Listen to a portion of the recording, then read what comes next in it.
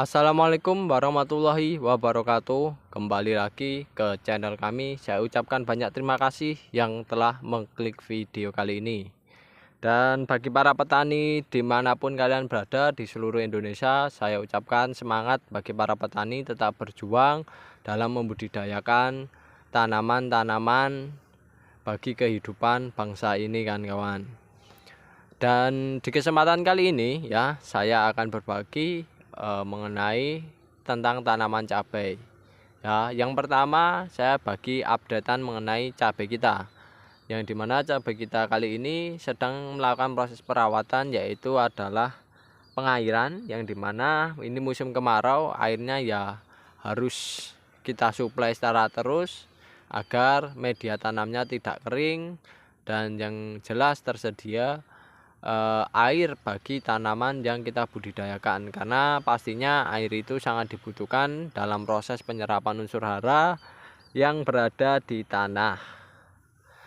Dan selain air, nantinya perawatan berikutnya yang saya akan lakukan ya, dan sebagai bahan ilmu kali ini, bahan pembicaraan kali ini, yaitu adalah mengenai pemupukan. Nah, pemupukan sendiri pada dasarnya ada dua yang saya ketahui dalam proses budidaya cabai ini.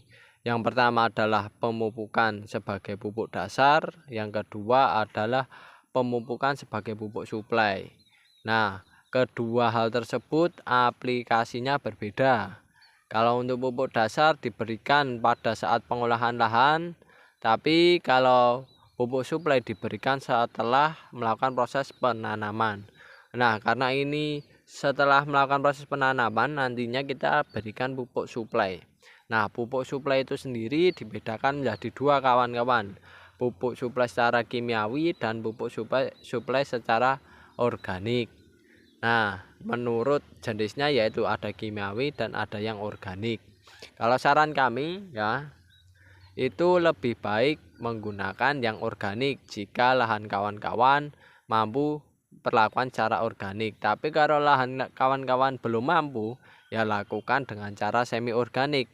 Artinya mengkombinasikan antara pupuk yang kimiawi dan pupuk organik.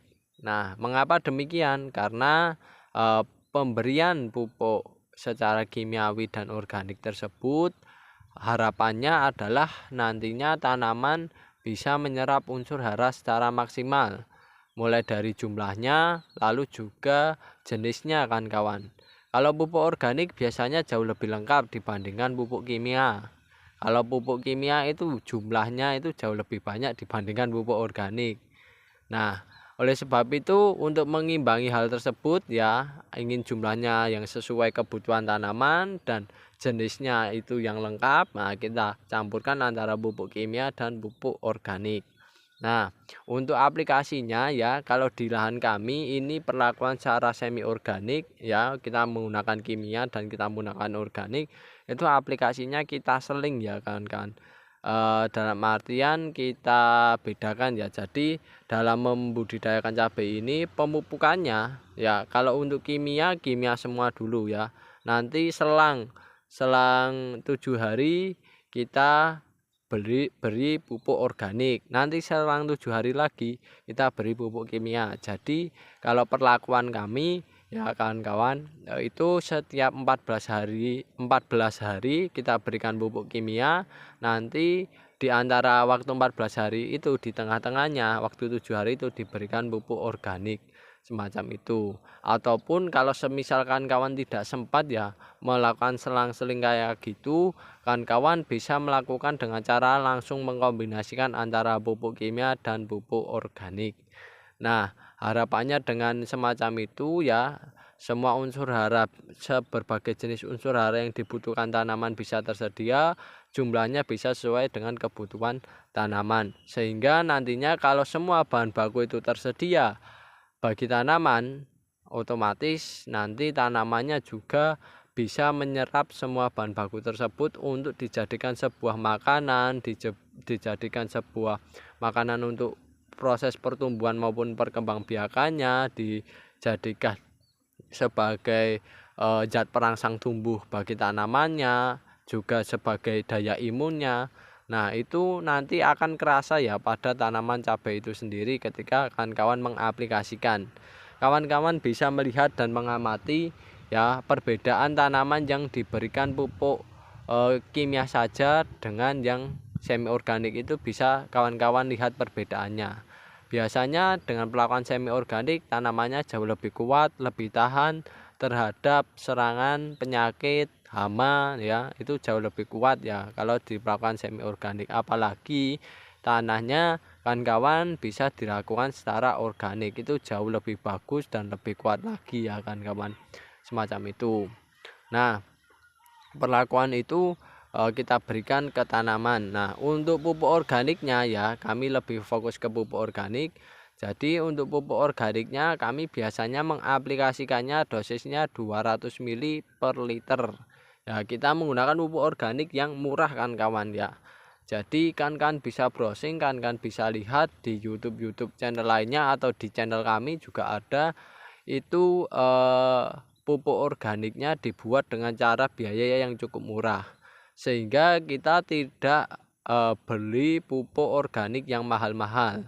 Karena kalau beli pupuk organik yang mahal, otomatis biaya produksi akan meningkat. Nah, kalau kami menggunakan pupuk organik yang biayanya cukup murah dan mudah dibuat serta diperoleh di lingkungan sekitar kita, sehingga kalau biayanya murah akan tetapi peningkatan kualitas dan kekuatan tanaman itu jauh lebih bagus, hasil lebih meningkat. Nah, itu harus dipertimbangkan, harus dilakukan kalau kami ya. Karena hukum kami penggunaan pupuk organik itu wajib, karena ya selain meningkatkan hasil, meningkatkan pertumbuhan tanaman yang bagus, kekuatan tanaman yang bagus ya, pupuk organik tersebut itu juga bisa menyuburkan tanah kan kawan. Karena pemberian pupuk organik tidak hanya pemberian unsur hara saja, akan tetapi biologi tanah pun juga diberikan ke tanah juga, sehingga lama kelamaan harapannya tanah ini semakin lama semakin subur ya.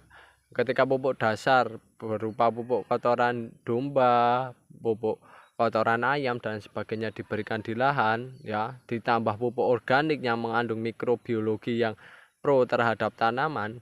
Nah, otomatis nanti insya Allah kesuburan tanahnya jauh lebih membaik dan lebih bagus. Semacam itu. Dan kita menggunakan pupuk organik yang metode pembuatannya itu dengan menggunakan metode aerob tanpa udara lah, semacam itu. Anaerob atau aerob ya, anaerob atau aerob itu kan. Yang jelas yang model pembuatannya fermentasi tanpa udara ya kan kawan, saya lupa ya. Itu dengan melakukan proses fermentasi itu menurut kami dengan cara semacam itu biaya produksi jauh lebih mudah dan lebih murah kan kawan. Nah, dengan dengan teknik semacam itu harapannya peningkatan hasil ada dan terjadi di lahan budidaya kan kawan. Nah, kalau untuk tanaman cabai yang pernah saya rasakan, tanaman cabai itu jauh lebih kuat ya dari penggunaan pupuk organik tersebut. Efeknya satu, tanaman cabai jauh lebih kuat, yang kedua jauh lebih hijau ya. Dalam artian kalau tanaman semakin hijau ya menandakan tanaman itu semakin bagus biasanya pertumbuhannya, perkembangbiakannya, dan tanaman yang hijau itu menandakan tanamannya sehat kan kawan, dan tidak mudah terserang penyakit semacam itu. Itu kita salah satu efek penggunaan pupuk organik. Bahkan dari budidaya padi pun ya penggunaan pupuk organik juga ya itu bisa meningkatkan hasil kan kawan. Dan pemberian pupuk organik tersebut ya harus diberikan secara berkala, rutin setiap 7 hari sekali kalau kami. Diberikan rutin untuk tanaman-tanaman cabainya. Dan itu bisa kerasa kok kan kawan ya, bisa kerasa bagi tanah maupun tanamannya. Semacam itu. Sehingga aplikasi penggunaan pupuk organik ini harus kita lakukan ya, karena pupuk organik itu tidak mengenal kandungan yang ada di dalamnya, dalam artian kandungannya tidak hanya cuma NPK saja, melainkan unsur-unsur hara lainnya seperti magnesium ya, dan lain sebagainya ya. Itu unsur-unsur hara mikro itu ada semua kan kawan, apalagi bahan bakunya berasal dari air kelapa, itu lengkap biasanya kan kawan ya, semacam itu. Sehingga kita perlu ya namanya pupuk organik untuk diaplikasikan di lahan tanah budidaya kita, semacam itu. Kalau kawan-kawan ingin melihat proses pembuatan pupuk organik cair, kan bisa lihat di video kami yang sebelum-sebelumnya. Nah, dan yang jelas kan kawan, pemberian pupuk organik cair itu ya untuk jangka panjangnya tanahnya itu semakin lama semakin subur ya. Entah pupuk organik cair diberikan ke situ ataupun pupuk padat ya, itu semakin lama semakin subur, sehingga kan kawan perlulah melakukan aplikasi di lahan. Nah, ini saya rekomendasikan sekali pemberian pupuk organik cair bagi lahan kawan-kawan. Yang jelas kawan-kawan jangan menyerah, terus diberikan kepada tanamannya ya. Itu salah satu kunci kami sukses membudidayakan cabai dengan hasil yang maksimal, semacam itu. Dan kemarin juga pernah kita membudidayakan itu setelah budidaya cabai ya, kita aplikasikan tanaman kacang ya di lahan kita susuli tanaman kacang. Itu kacangnya cukup bagus sekali kan kawan, sampai ini ya tajuk semacam ini itu patah, tidak kuat menopang kan, karena saking rimbunnya, saking bagusnya lahan itu subur.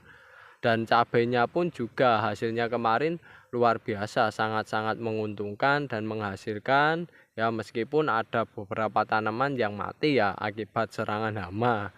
Nah, akan tetapi dari segi tanamannya kekuatannya ya bagus. Ibarat yang terkena penyakit itu tidak banyak kan kawan ya. Ibarat ya dari lahan sekali gini ya kurang lebih ya 3%-an lah ya kan kawan. Kalau kasarannya segitu, 3% yang terkena penyakit seperti virus yang daunnya memutih itu loh kan kawan, bule atau apa itu. Tapi yang lainnya sekitar samping-sampingnya itu tidak tertular kawan kan, karena kita sering menggunakan pupuk organik. Sedangkan yang bule itu ternyata setelah kami lihat ya, dari kecil mereka sudah terkena ya hingga dewasa ya, itu terkena semacam itu. Dan ya mau tidak mau ya kan kawan, nah, kita memperoleh hanya 97% tanaman yang kondisinya bagus, dan itu pun yang antara yang terkena dekat tanaman yang terkena pun itu tidak tertular ya virus semacam itu. Karena apa? Karena kita selalu memberikan pupuk organik bagi tanaman kita, sehingga tanaman kita yang berada di sekitar tanaman yang terkena penyakit semacam itu tahan kawan-kawan ya, tahan dan tidak terserang. Dan alhamdulillah untuk dari keseluruhan hasilnya bagus dan menguntungkan. Nah, oke kawan-kawan, itu dulu perbincangan mengenai kali ini. Semoga kawan-kawan bisa menghasilkan tanaman yang luar biasa, maksimal hasilnya ya kan kawan. Dan yang jelas kan kawan, pada video kali ini ambil hikmahnya saja, tinggalkan sisi negatifnya.